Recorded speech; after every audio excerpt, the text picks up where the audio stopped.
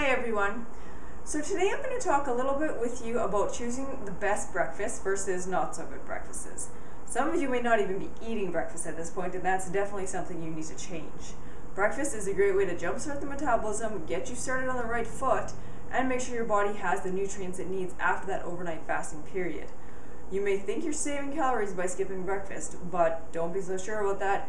More than likely, you're going to have rebound hunger come 10 a.m. and you're going to be reaching for donuts, for pastries, for anything that you can get your hands on, really, just because you are so hungry. So start off with breakfast and you're going to do way better. You're going to have way better appetite control. Okay, now when it comes to what you choose to eat at breakfast, it's going to make a difference. Lots of people are choosing very processed, simple carbs. They're choosing toaster strudels, cereal bars, energy bars, that kind of thing. And while they may be good in terms of having whole grains or whatever the package seems to say they have, they're not going to have protein and they're not going to keep your energy levels balanced. And that's what you're really looking for when you start off your day, is steady energy levels. You don't want that high energy spike that kicks you through to 10 and then all of a sudden you're having this crash and you're reaching for whatever you can find. So think protein. Better options will include something like eggs. Egg whites with salsa are an excellent low-calorie option that contain lots of protein. If you pair that with some whole grain bread and some fruit, you've got a very, very well-balanced breakfast. Another good plan is some oatmeal, which is a very wholesome carbohydrate, along with some protein powder. I personally like to mix my protein powder right in with my oatmeal after it's done cooking, and I find this kind of balances the nutrition a little more. But you can just have the protein powder on the side if that's what you prefer.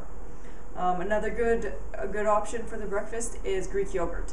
A lot of people are choosing fruit-flavored yogurts, and while yogurt is healthy, these fruit-flavored yogurts often contain a lot of sugar. So Greek yogurt is a much better option. It's usually fat-free depending on the brand you get, and no sugar at all. So go with some Greek yogurt, top it with some berries, which are really rich in antioxidants, some flax seeds for fiber, and essential fatty acids, and you've got a perfect breakfast to go. So I really want you to think this week of what you could be doing better at breakfast. If you aren't eating breakfast, it's time to start.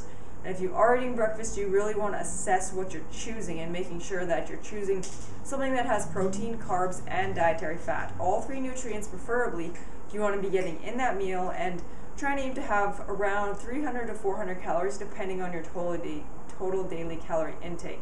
If you've just finished a workout, or if you have a workout coming up mid-morning, you might have a little more because you're going to be burning more, but if you're just going to, have your desk job or whatever you do in the morning, then you probably don't need too much extra energy past that. So there you have it on good and bad breakfasts.